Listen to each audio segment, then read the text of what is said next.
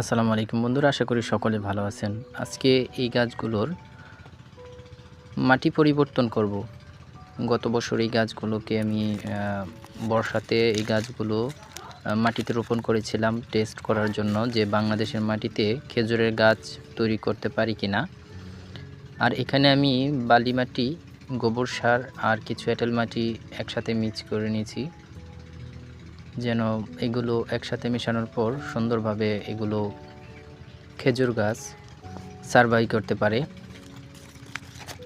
এখন 12 ইঞ্চি পলিতে এই গাছগুলোকে আমি প্যাকেটজাত করব। তো স্টেপ বাই স্টেপ দেখতে থাকুন। পলিতে কিছু মাটি ভরে নিলাম, তারপর আমি এখন একটা গাছ খুলে নিচ্ছি পলিতে বসানোর জন্য। এরকমভাবে খুলবেন যেন শিকড়গুলো নষ্ট না হয়। মাটি গাছের গোড়াতে অল্প থাকলেও সমস্যা নেই, কিন্তু বাট শিকড়গুলো নষ্ট করবেন না, কারণ খেজুর গাছের শিকড় নষ্ট করলে ছোট গাছ মারা যাওয়ার চান্স থাকে বেশি। তো সাবধানে কাজ করবেন।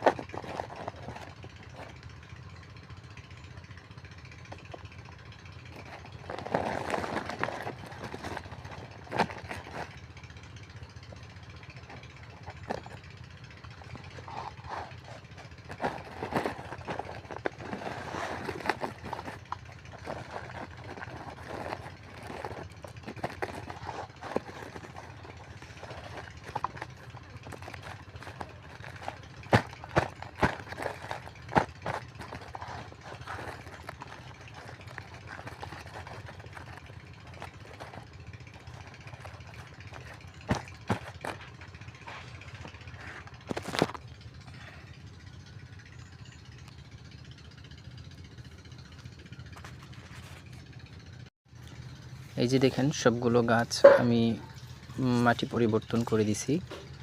তো এটার রেজাল্ট কি আসে আপনাদেরকে 15 থেকে 20 দিন পর আমি রেজাল্ট দিব। তো ধন্যবাদ, সবাই ভালো থাকুন।